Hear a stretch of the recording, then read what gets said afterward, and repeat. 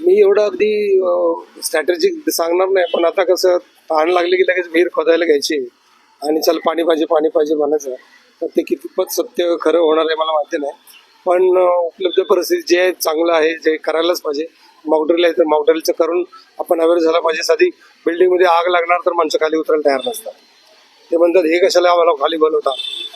तर आपला नैराश्य किंवा निराशा किंवा कंटाळा हा पण आपला तुमचा स्वभाव आहे. कारण मतदान कुठे आपण नीट करतो. मतदान नीट केलं असतं तर हे झालंच नसतं ना.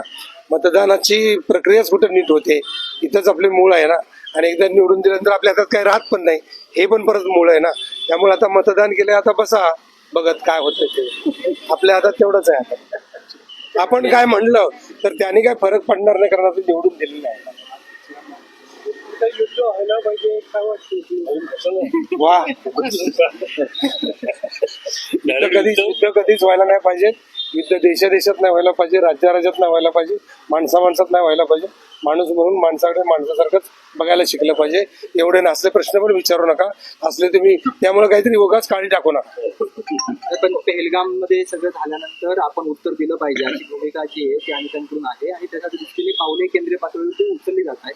उत्तर देणं आणि त्याचे प्रत्युत्तर परत पोचणं हे शक्य आहे का?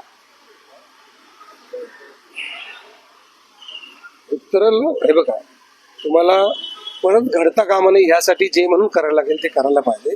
पण म्हणून काय माणसं मारूनच करायला लागतं असं असतं का ते? तर हा वरच्या लेवलवरती त्याचा विचार व्हावा.